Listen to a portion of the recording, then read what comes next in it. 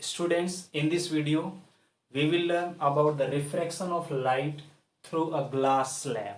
Okay, let this is a glass slab. Okay, this glass slab is placed in the air, and let this is the first medium, and this glass slab is the second medium. Okay, when light falls on the interface of glass and air, this is the point of incidence. This is incident ray. Incident ray. We have to draw the normal. Okay, this is the normal. Okay, this angle subtended by the incident ray with normal is called the angle of incidence. Okay, because the air is the rarer medium and glass is the denser medium, that's why when light enters into the glass, it bends towards the normal. That is okay. And in this medium, light travels in the straight line. When, because here light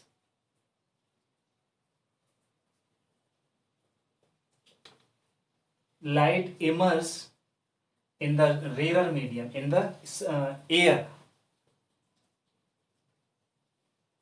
If this glass slab would not there, the light ray would travel along this direction. So this is the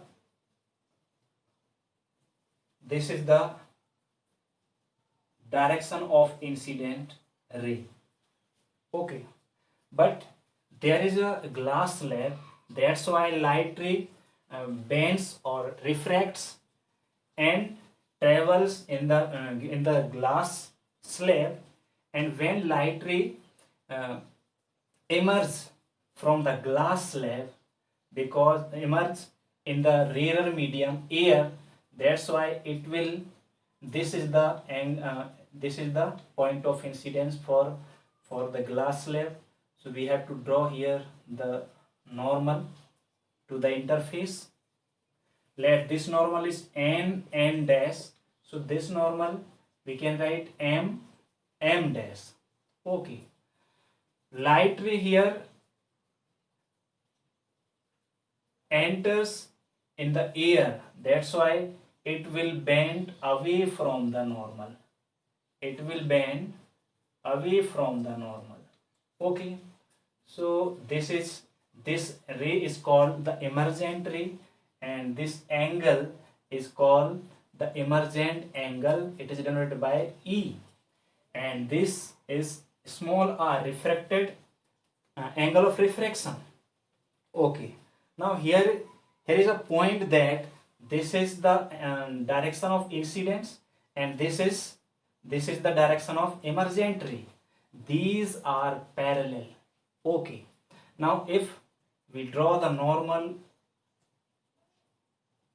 on this dotted line, or this normal on dotted line, so this difference between the direction of incident ray and emergent ray, this is called lateral shift.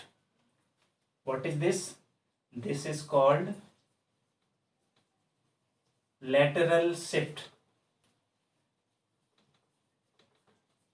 Okay, now you know when light ray enters from air to glass, so by the Snell's second law, refractive index of glass, because here glass bends the light ray, that's why the refractive index will be of glass. So the refractive index of glass Ng with respect to air, A, it is equal to sine angle of incidence here I upon sine angle of refraction here R. Okay, so this is the This is the refractive index, formula of refractive index. Okay. Now in the surface of the glass slab, light ray travels from here glass to air. Okay. So this for this surface, this light ray works as the incident ray, and this light ray works as the refracted ray for this surface, but actually this is the emergent ray. So for this surface, this light ray is refracted ray. Okay, so we can apply the Snell's law.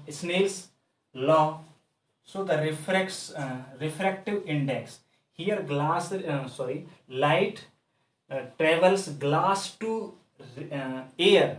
So here light ray bends due to the air. That's why here the refractive index of air will be there with respect to glass. Okay.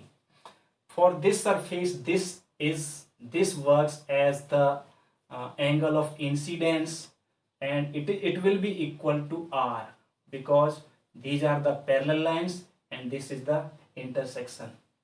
Okay, so sine for this surface in angle of incidence r, and for this surface angle of refraction e, so sine e. Okay, now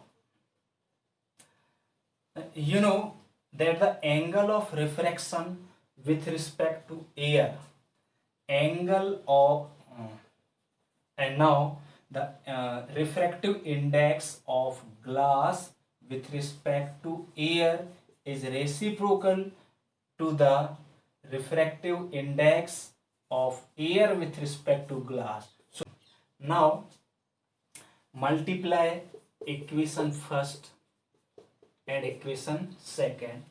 So we have to we will find here NGA into NAG equal NGA equal sin I upon sin R, sin I upon sin R, into the value of NAG equals sin R upon sin E, sin R upon sin E. This is sin R cancel.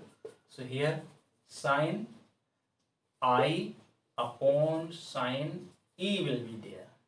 It is equal to NA and GA into NAG. Okay, you know, but the refractive index of glass with respect to air is reciprocal to the refractive index of air with respect to glass. So it will be NGA, we have to put the value of NAG from this equation.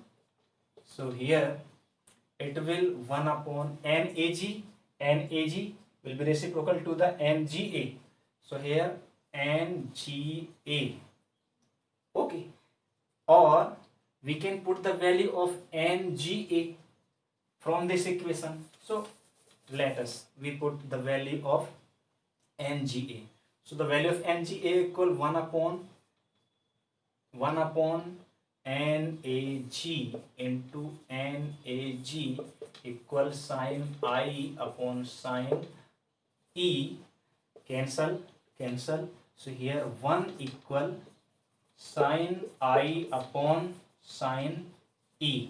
Okay, or sin E equal, on cross multiplication, sin E equal sin I, or sin I equal sin E. Okay, implies that I will be equal E. So here conclusion is that the angle of incidence is equal to the angle of emergence or emergent angle. Angle of incidence is equal to the emergent angle. Okay.